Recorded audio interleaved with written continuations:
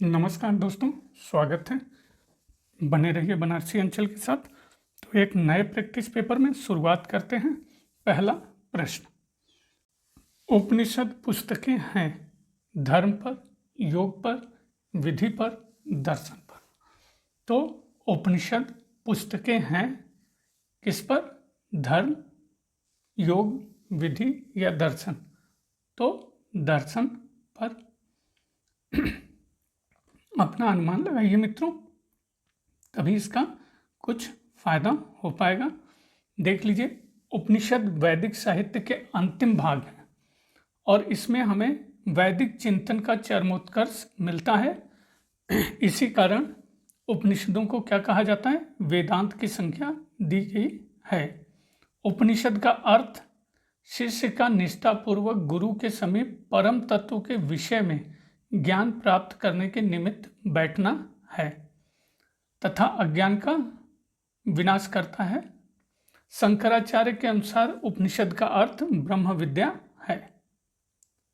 Second, योग दर्शन के प्रतिपादक हैं पातंजलि, गौतम, जैमिनी, शुक्राचार्य। तो योग दर्शन के प्रतिपादक आसान सा प्रश्न है, पतंजलि। कुछ विशेष देख लीजिए। प्राचीन साहित्य में दार्शनिक संप्रदायों की संख्या कितनी थी? 6 मानी जाती है, जिन्हें षड दर्शन कहा जाता है। सांख्य दर्शन किसके द्वारा कौन प्रवर्तक थे? महर्षि कपिल। इसका सबसे प्राचीन तथा प्रामाणिक ग्रंथ सांख्य कारिका है, जिसकी रचना ईश्वर कृष्ण ने की। योग दर्शन यह सांख्य का व्यवहारिक पक्ष है और प्रवर्तक पातंजलि। न्याय दर्शन प्रवर्तक कौन है? गौतम, जिन्हें अक्षपाद भी कहा जाता है। वैशेषिक प्रवर्तक महर्षि कणाद। मीमांसा प्रणेता जैमिनी और ग्रंथ मीमांसा सूत्र। वेदांत वाद नारायण। क्वेश्चन 3, निम्नलिखित में से कौन से स्थल पार्श्वनाथ से संबंध होने के कारण जैन सिद्ध क्षेत्र माना जाता है? चंपा, पावा, सम्मेद शिखर, उज्जैन। तो जो स्थल पार्श्वनाथ से संबंध होने के कारण जैन सिद्ध क्षेत्र माना जाता है वो है आपका, अनुमान लगाइए, सम्मेद शिखर। जैन धर्म के 23वें तीर्थंकर पार्श्वनाथ का संबंध छोटा नागपुर की पहाड़ी पारसनाथ की चोटी सम्मेद शिखर से है और इसी स्थान पर जैन धर्म के 23वें तीर्थंकर पार्श्वनाथ ने कठोर तपस्या की और उनको किस दिन कैवल्य की प्राप्ति हुई? 84वें दिन। और उनका निर्वाण कहाँ हुआ था? इसी पहाड़ी पर हुआ था। क्वेश्चन 4, बुद्ध का जन्म कहाँ हुआ था या हुआ था? वैशाली, लुम्बिनी, कपिलवस्तु, पाटलिपुत्र। बहुत आसान सा प्रश्न है। बुद्ध का जन्म लुम्बिनी में हुआ था। कब हुआ था मित्रों?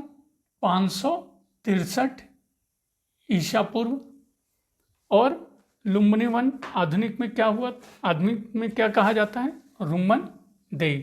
पिता का नाम शुद्धोधन, कपिलवस्तु के शाक्यगण के प्रधान थे। माता का नाम माया देवी। लालन पालन करने वाली विमाता का नाम प्रजापति गौतमी। 5, कौटिल्य प्रधानमंत्री थे? चंद्रगुप्त विक्रमादित्य, अशोक, चंद्रगुप्त मौर्य या राजा जनक के? तो कौटिल्य प्रधानमंत्री थे। बहुत आसान सा प्रश्न है, चंद्रगुप्त मौर्य के। मौर्य वंश का संस्थापक कौन था? चंद्रगुप्त मौर्य कह सकते हैं। और अर्थशास्त्र के लेखक चाणक्य या विष्णुगुप्त।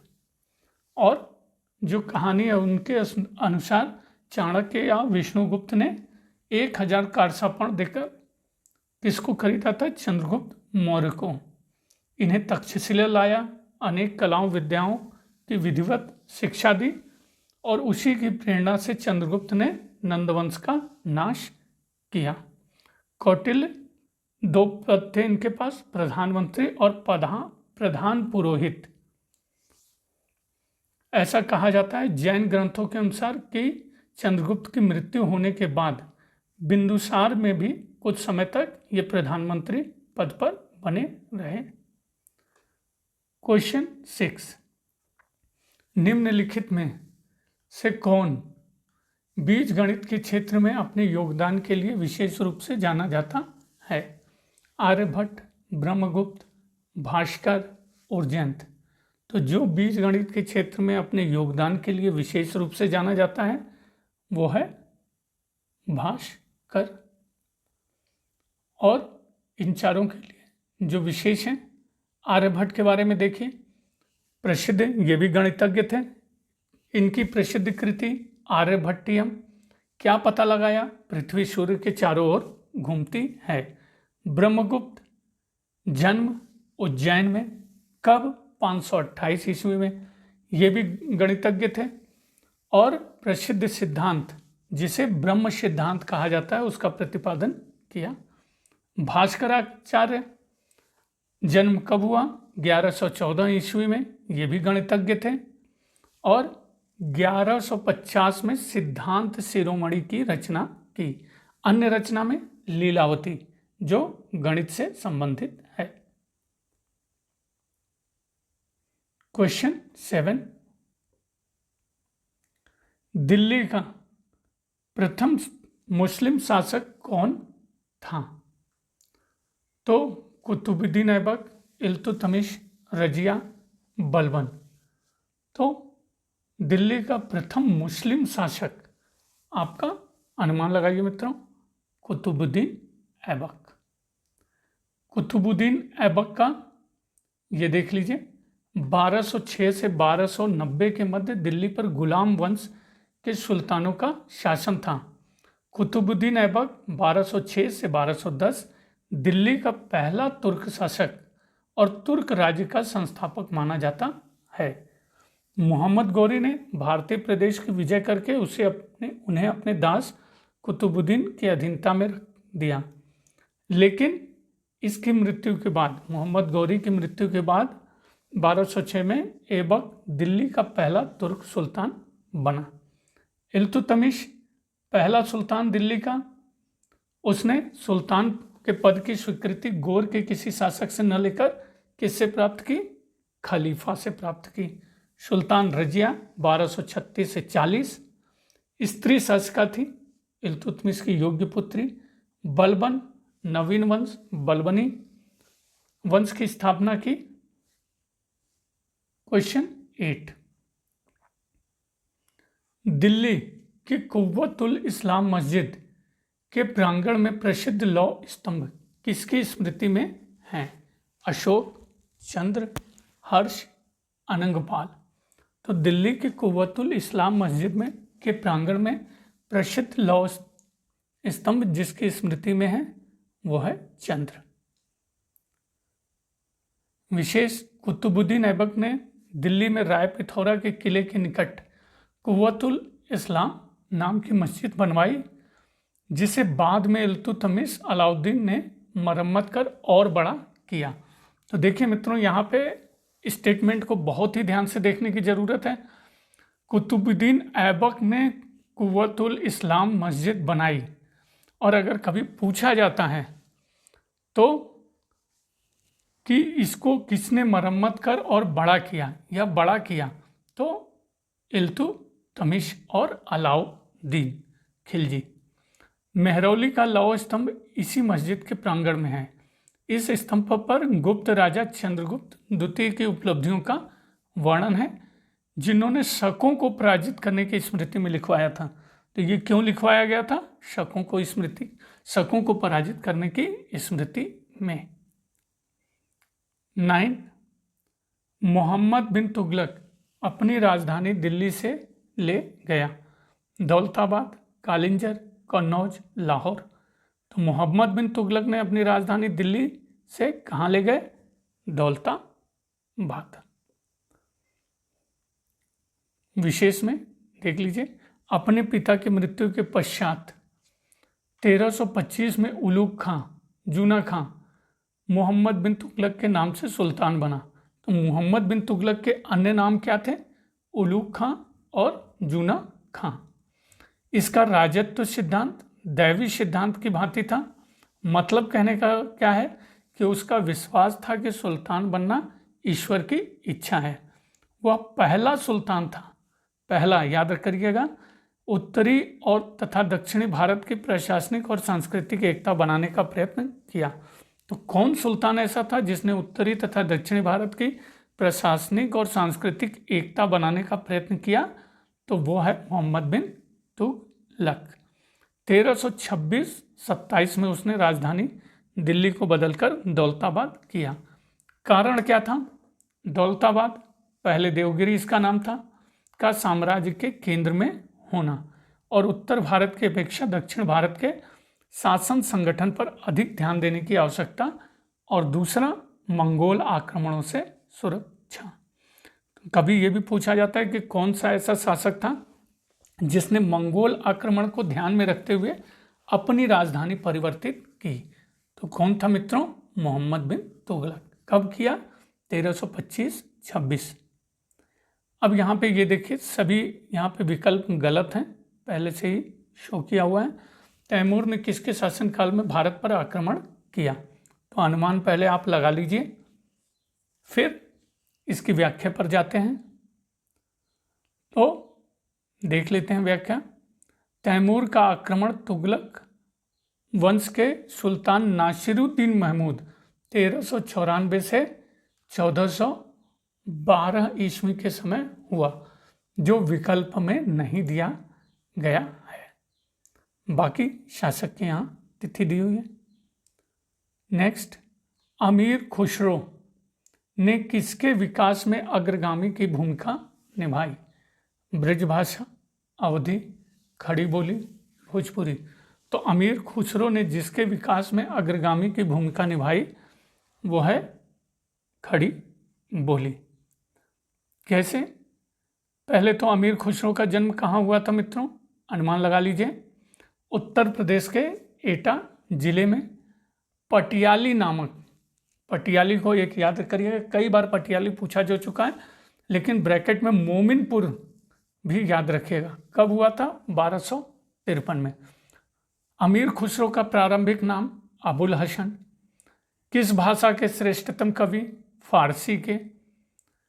गायक, विद्वान, इतिहासकार और खड़ी बोली हिंदी को प्रारंभ करने वाले माने गए हैं।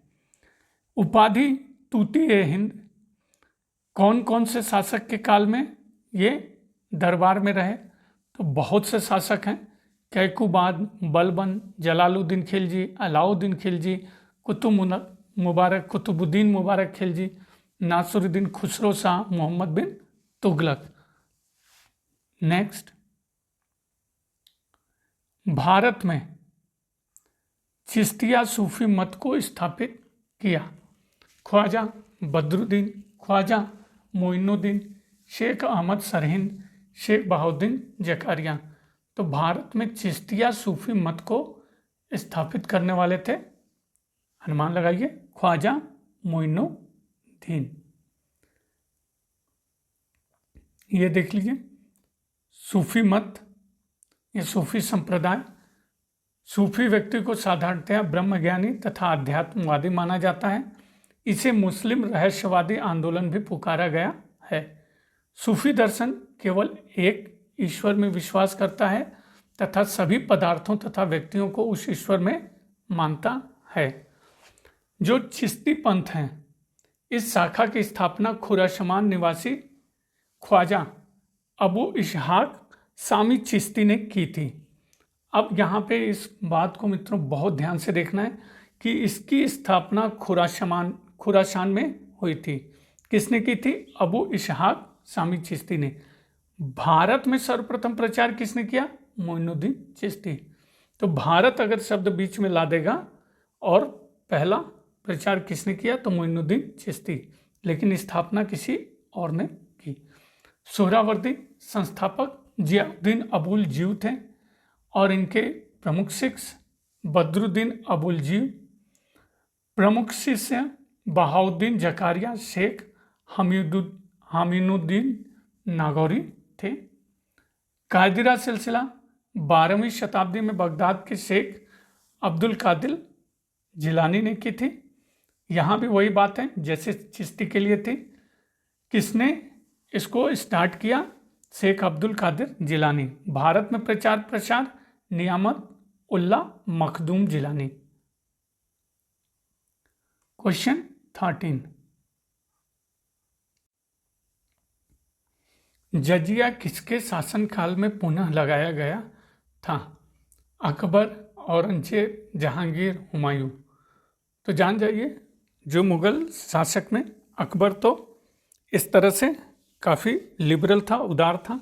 जो सबसे कट्टर था औरंगजेब, तो सही होगा औरंगजेब। व्याख्या: औरंगजेब हिंदू प्रजा के प्रति बहुत कठोर था। उसके एक आदेश के अनुसार हिंदुओं को अपने मंदिरों की मरम्मत कराने का अधिकार नहीं रहा और सूबेदार तथा मुहतसिबों को सभी हिंदू मंदिरों एवं पाठशालाओं को तोड़ने की आज्ञा दी। और कब इसने जजिया कर लगाया? 1679 में हिंदुओं पर जजिया कर लगाया।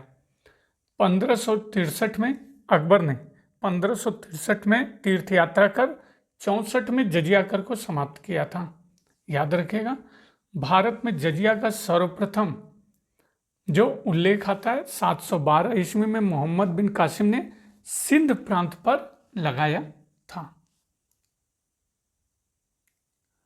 14, शेर शाह का मकबरा कहाँ है? बहुत आसान सा प्रश्न है। सासाराम, दिल्ली, कालिंजर, सोनगांव। तो शेर शाह का मकबरा आपका स्थित है सासाराम।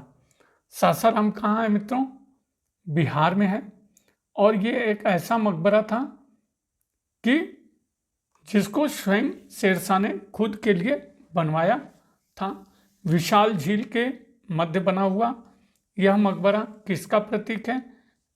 उसके व्यक्तित्व का प्रतीक है। तुगलक बादशाहों की इमारतों की सादगी और शाहजहां की इमारतों की सुनियोजित सुंदरता के बीच की कड़ी। उत्तर भारत की इमारतों में एक श्रेष्ठ इमारत आदि पुकारा गया है। दिल्ली का पुराना किला तथा उसमें मस्जिद किला ये कोना भी शेरशाह ने बनवाया था। तो दो चीज़ और हैं, शेरशाह का मकबरा के सिवा दिल्ली का पुराना किला और उसमें मस्जिद किला ये कोना भी शेरशाह द्वारा निर्मित है। 15, लाल किला के निर्माण का श्रेय का अधिकारी कौन है? सिकंदर लोदी, अकबर, जहांगीर लोदी, शाहजहां। तो लाल किला के निर्माण का श्रेय का अधिकारी आपके हैं शाहजहां। व्याख्या देख लीजिए। अकबर के समय में आगरा, लाहौर और इलाहाबाद का किला बना। कितना? 3 दिया हुआ है। आगरा, लाहौर, इलाहाबाद का किला अकबर के समय। जहांगीर ने सिकंदरा में अकबर का मकबरा, सिकंदरा में अकबर का मकबरा, लाहौर में स्वयं का मकबरा, एतमाउद्दौला का मकबरा। शाहजहां के समय में आगरा के किले में दीवाने खास, शीश महल, खास महल, मोती मस्जिद, नगीना मस्जिद आदि इमारतों का निर्माण करवाया। दिल्ली में जामा मस्जिद, लाल किला, लाल किले में बनी मोती मस्जिद, हीरा महल, रंग महल भी विश्व विख्यात हैं। उसने अपनी बीवी मुमताज महल की याद में ताजमहल का निर्माण कराया। 21 स्टार लगा प्रश्न है, देख लीजिए। 21 जनवरी को जन्म दिवस मनाया जाता है। तो कोई विकल्प सही है या कोई अन्य विकल्प है तो उसके लिए आप व्याख्या को देखिए। कोई भी विकल्प इसमें सही नहीं है। चलते हैं 17, राधा स्वामी सत्संग के संस्थापक थे। कौन? हरिदास स्वामी, शिवदयाल साहब, शिवनारायण अग्निहोत्री, स्वामी श्रद्धानंद। तो राधा स्वामी सत्संग के संस्थापक थे शिवदयाल साहब। शिवदयाल साहब जो हुजूर स्वामी जी महाराज के नाम से भी प्रसिद्ध थे। तो याद रखिएगा कौन हुजूर स्वामी जी महाराज के नाम से प्रसिद्ध थे, तो शिवदयाल सिंह साहब। और इन्होंने आगरा में सन 1861 में दयाल बाग में शहतूत का पेड़ लगाकर, तो किसका पेड़ लगाकर? शहतूत का पेड़ लगाकर राधा स्वामी सत्संग की स्थापना की। कब की? 1861 में। जन्म 24 अगस्त 1818 में। कहाँ पर? पन्नी गली आगरा में हुआ था। शिवनारायण अग्निहोत्री ने 1887 में लाहौर में देव समाज की स्थापना की। देव समाज की स्थापना शिवनारायण अग्निहोत्री। कब? 1887 में। वे ब्रह्म समाज के अनुयायी थे और मदिरा और मांस सेवन की निंदा भी की थी। स्वामी श्रद्धानंद ने 1902 में, कब? 1902 में हरिद्वार के निकट कांगड़ी में गुरुकुल विश्वविद्यालय की स्थापना की। तो किसने कांगड़ी में गुरुकुल विश्वविद्यालय की स्थापना की? स्वामी श्रद्धानंद। क्वेश्चन 18। काफी संख्या में लोग अमृतसर के जलियांवाला बाग में 13 अप्रैल 1919 को एकत्रित हुए थे गिरफ्तारी के विरोध में। तो किसके गिरफ्तारी के विरोध में? स्वामी श्रद्धानंद और मजरूल हक, मदन मोहन मालवीय और मोहम्मद अली जिन्ना, महात्मा गांधी और अबुल कलाम आज़ाद, डॉक्टर सैफुद्दीन किचलू और डॉक्टर सत्यपाल। तो सही उत्तर है जिसकी गिरफ्तारी के विरोध में जलियांवाला बाग में 13 अप्रैल 1919 को लोग एकत्रित हुए थे, डॉक्टर सैफुद्दीन किचलू और डॉक्टर सत्यपाल। और ये किसका विरोध कर रहे थे? रॉलेट एक्ट का विरोध कर रहे थे। क्वेश्चन 19। देव समाज का संस्थापक निम्न में से कौन है? वल्लभ भाई पटेल, दादा भाई नौरोजी, शिवनारायण अग्निहोत्री, रामकृष्ण परमहंस। तो अभी आया था मित्रों देव समाज के संस्थापक शिवनारायण अग्निहोत्री। कब किया था इन्होंने देव समाज की स्थापना? 1887 में। कहाँ की थी? लाहौर में किया था। देव समाज के धार्मिक ग्रंथ देव साहित्य और शिक्षाएं देव धर्म थी। एक ईश्वरवादी थे अग्निहोत्री। इससे पहले किसके सदस्य थे? ब्रह्म समाज के बंगाल में सदस्य थे। क्वेश्चन 20। अखिल भारतीय कांग्रेस की 14 जून 1947 को संपन्न हुई बैठक में भारत विभाजन के समक्ष में किसने मतदान किया? अबुल कलाम आज़ाद, खान अब्दुल गफ्फार खां, सरदार पटेल, गोविंद बल्लभ भाई पटेल। तो अखिल भारतीय कांग्रेस की 14 जून 1947 को संपन्न हुई बैठक में भारत विभाजन के पक्ष में जिसने मतदान किया? खान अब्दुल गफ्फार खां, जिन्हें सीमांत गांधी भी कहा जाता है। और विशेष बात मित्रों, विशेष बात यह है कि माउंटबेटन योजना को कांग्रेस कार्य समिति की 3 जून 1947 ईस्वी की बैठक में स्वीकार कर लिया गया और 14 जून को गोविंद वल्लभ पंत ने देश विभाजन को स्वीकार कर लिया। अबुल कलाम आज़ाद ने कहा कि कांग्रेस कार्य समिति का फैसला सही नहीं है, लेकिन कांग्रेस के सामने कोई और रास्ता नहीं है। तो भारत विभाजन के विपक्ष में मित्रों, मैंने पक्ष बार बार दोहरा दिया, क्षमा चाहता हूँ, कृपया आप इसे दोबारा देख लें प्रश्न को। विपक्ष में किसने मतदान किया? बहुत भारी गलती हो जाती क्योंकि एक एक प्रश्न से ही स्कोर होता है मित्रों। फिर से मैं क्षमा मांगता हूँ। क्वेश्चन 21, निम्नलिखित में किस आंदोलन के लिए प्रथम बार वंदे मातरम को नारे के रूप में अपनाया गया? सन 1857 का विद्रोह, सन 1905 ईस्वी के बंगाल का विभाजन, 1922 में असहयोग आंदोलन या 1942 में भारत छोड़ो आंदोलन। तो जिस आंदोलन के लिए प्रथम बार वंदे मातरम को नारे के रूप में अपनाया गया, सन 1905 में बंगाल का विभाजन। विशेष में बहुत सारी बातें दिया हुआ है। बंकिम चंद्र चटर्जी ने वंदे मातरम गीत अपने प्रसिद्ध उपन्यास आनंदमठ में लिखा था। वह पहला राजनीतिक अवसर जब यह गीत गाया गया 1886 के राष्ट्रीय कांग्रेस का अधिवेशन था। तो याद रखिएगा, जो यह गीत था वह प्रथम बार 1886 के राष्ट्रीय कांग्रेस का अधिवेशन में गाया गया था। राष्ट्रगीत के रूप में 24 जनवरी 1950 को स्वीकार किया गया।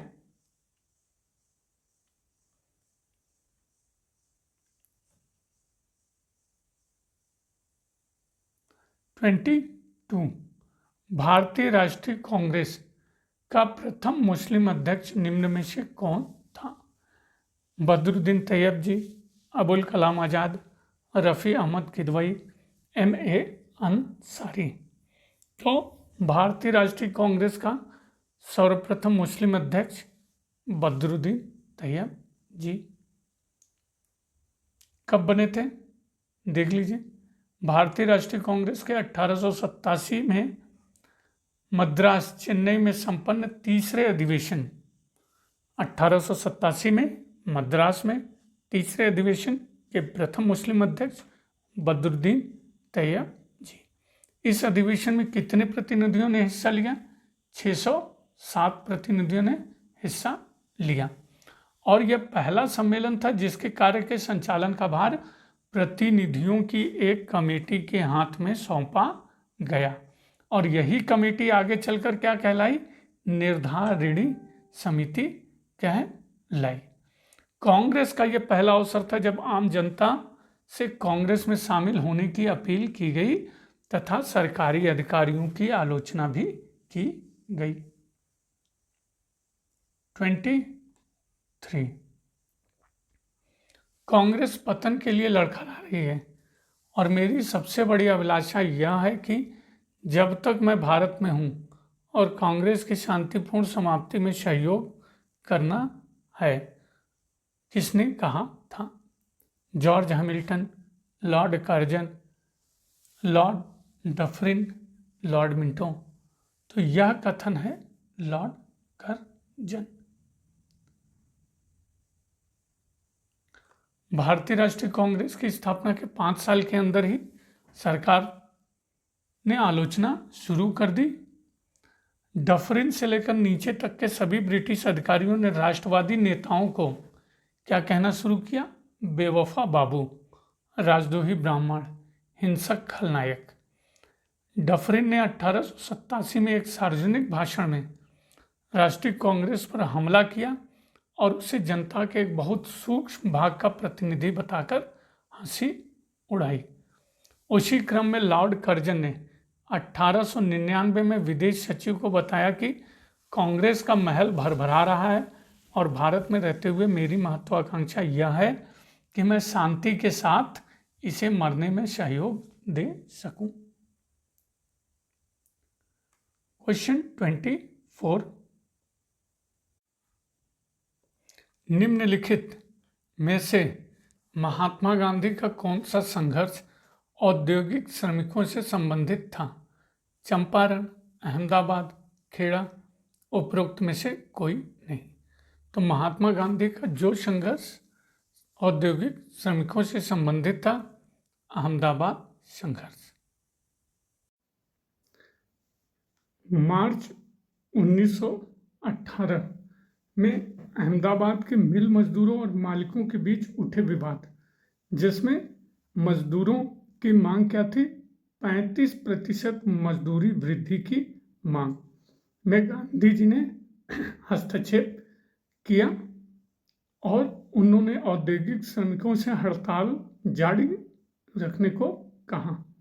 स्वयं भी 15 मार्च 1918 में भारत में प्रथम बार भूख हड़ताल के हथियार का प्रयोग किया। तो अगर कभी गांधी जी के लिए यह प्रश्न पूछा जा सकता है कि गांधी जी ने प्रथम बार भूख हड़ताल को हथियार के रूप में कहाँ और कब प्रयोग किया, तो 15 मार्च 1918 में, और किसके? अहमदाबाद संघर्ष में।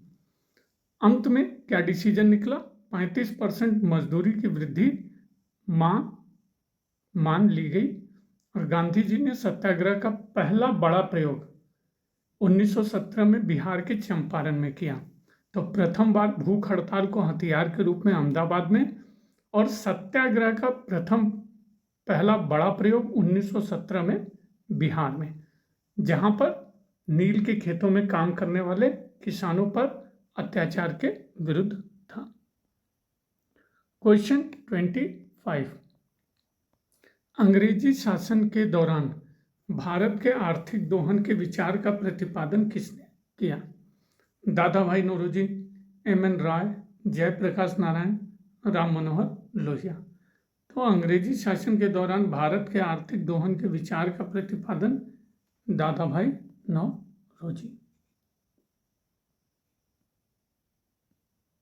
देख लीजिए व्याख्या में, अंग्रेजी शासन के दौरान भारत के आर्थिक दोहन के विचार का प्रतिपादन दादा भाई नौरोजी ने किस लेख में किया?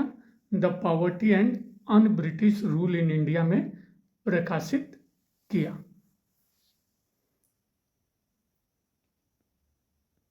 ट्वेंटी 26, निम्नलिखित का सही क्रम नीचे दिए गए कोड से ज्ञात कीजिए।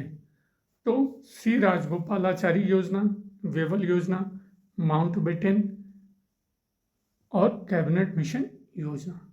तो सही क्रम क्या है? अनुमान लगाइए। पहले नंबर पे राजगोपालाचारी योजना, दूसरे पे वेवल योजना,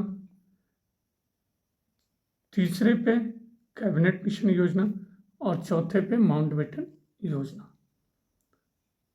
तारीख के अनुसार ये देख लीजिए। वेवल योजना 14 जून 1945 ईस्वी। सी राजगोपालाचारी फॉर्मूला 10 जुलाई 1944। कैबिनेट मिशन 24 मार्च 1946 और माउंटबेटन योजना 3 जून 1947। क्वेश्चन 27,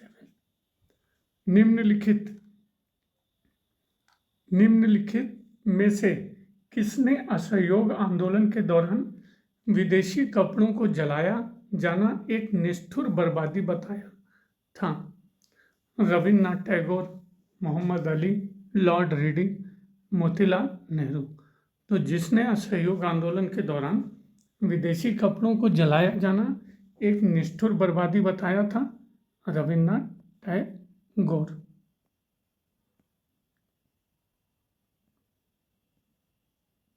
ट्वेंटी 8, किस भारतीय क्रांतिकारी ने सुभाष चंद्र बोस को इंडियन नेशनल आर्मी के गठन में सक्रिय सहयोग दिया था? बटुकेश्वर दत्त, रास बिहारी बोस, राम प्रसाद बिस्मिल, सूर्य सेन। तो जिस भारतीय क्रांतिकारी ने सुभाष चंद्र बोस को इंडियन नेशनल आर्मी के गठन में सक्रिय सहयोग दिया था वो है रास बिहारी बोस। विस्तार में या व्याख्या में देखिए, आजाद हिंद फौज इंडियन नेशनल आर्मी का प्रथम गठन कब किया गया था? 1 सितंबर 1942 को कैप्टन मोहन सिंह एवं निरंजन सिंह गिल ने किया था। मोहन सिंह और निरंजन गिल 29 दिसंबर 1942 को गिरफ्तार हुए थे तो आर्मी विघटित हो गई। सुभाष चंद्र बोस ने 2 जुलाई 1943 को जापान होते हुए सिंगापुर पहुंचे और आजाद हिंद फौज के पुनर्गठन हेतु रास बिहारी बोस ने 4 जुलाई को सुभाष चंद्र बोस को बागडोर सौंप दी। 29, निम्न में से किस आंदोलन में सरदार वल्लभ भाई पटेल ने मुख्य भूमिका निभाई? तो बिजोली आंदोलन, दांडी मार्च, अहमदाबाद में कपड़ा मिल श्रमिकों की हड़ताल। तो जिस आंदोलन में सरदार वल्लभ भाई पटेल ने मुख्य भूमिका निभाई वह है बारदोली सत्याग्रह। बारदोली कहाँ है मित्रों? बारदोली है आपका गुजरात में। और यह आंदोलन कब चलाया गया? 1900, देख लीजिए। देश में साइमन कमीशन का विरोध किया जा रहा था। उन्हीं दिनों बारदोली के किसानों ने लगान वृद्धि के विरुद्ध संघर्ष प्रारंभ किया। 1926-27 में किसानों के मूल्यों में गिरावट के बावजूद सरकार ने बारदोली में राजस्व दर 22% बढ़ा दिया, जिसके विरोध में किसानों ने विरोध किया और सरदार वल्लभ भाई पटेल ने आंदोलन का नेतृत्व 4 फरवरी 1928 को बारदोली पहुंचकर संभाला। अगस्त 1928 को गांधी जी बारदोली पहुंचे। उन्होंने घोषणा की कि सरकार ने पटेल को गिरफ्तार किया तो वे किसानों का नेतृत्व करेंगे।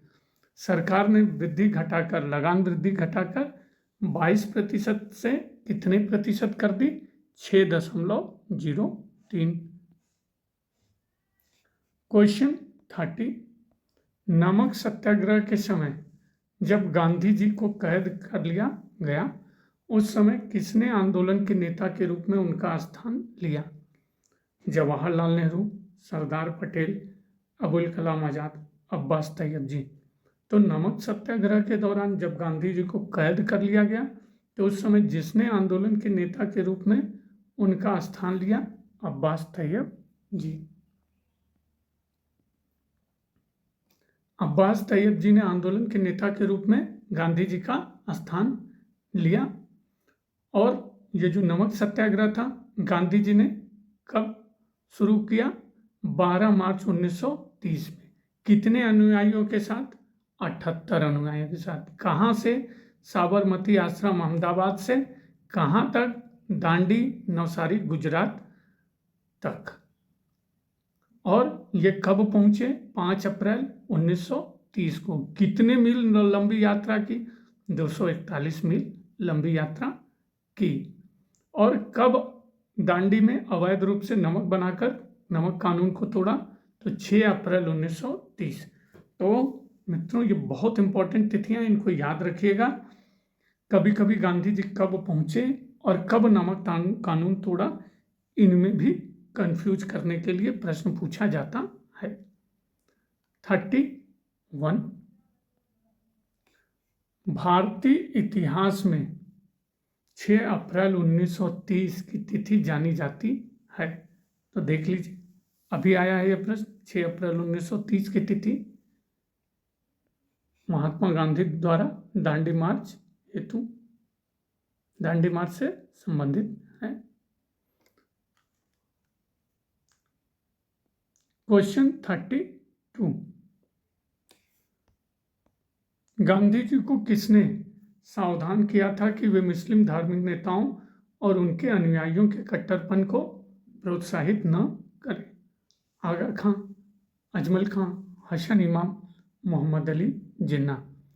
तो गांधी जी को जिसने सावधान किया कि वे मुस्लिम धार्मिक नेताओं और उनके अनुयायियों के कट्टरपन को प्रोत्साहित न करें? मोहम्मद अली जिन्ना। 33, दक्षिण अफ्रीका में रहने की अवधि में महात्मा गांधी ने निम्न में से जिस पत्रिका का प्रकाशन किया उसका नाम था? Navajivan, India gazette, African, Indian opinion. तो दक्षिण अफ्रीका में रहने की अवधि में महात्मा गांधी ने जिस पत्रिका का प्रकाशन किया उसका नाम था इंडियन ओपिनियन। विशेष में देख लीजिए, गांधी जी ने 1891 में बैरिस्ट्री पास करके पहले राजकोट में फिर बंबई में वकालत की। 1893 में वह दक्षिण अफ्रीका की एक व्यापारिक कंपनी के निमंत्रण पर वहां गए। वहां उन्होंने गोरे द्वारा काले लोगों के रंगभेद नीति का विरोध किया। फिर नटाल कांग्रेस बनाई और जेल गए। उन्होंने एशियाटिक अधिनियम और ट्रांसवाल देशांतरवास अधिनियम, तो कभी कभी पूछा जाता है मित्रों कि किस अधिनियम के विरुद्ध उन्होंने विरोध प्रकट किया, तो एशियाटिक अधिनियम और ट्रांसवाल देशांतरवास अधिनियम के विरुद्ध विरोध प्रकट किया। दक्षिण अफ्रीका में ही जून 1906 में साप्ताहिक पत्रिका इंडियन ओपिनियन का प्रकाशन प्रारंभ किया। इंडिया गजट 1780 में बर्नार्ड मेंसी और पीटर रीड द्वारा प्रकाशित अंग्रेजी व्यापारिक समाचार पत्र था। नवजीवन 1919 में महात्मा गांधी द्वारा प्रकाशित हिंदी और गुजराती भाषा का समाचार पत्र था। तो यहीं समाप्त होता है मित्रों। बने रहने के लिए बनारसी अंचल के साथ बहुत बहुत धन्यवाद। एक ही रिक्वेस्ट मित्रों, प्लीज़ सब्सक्राइब करिए। बहुत बहुत धन्यवाद।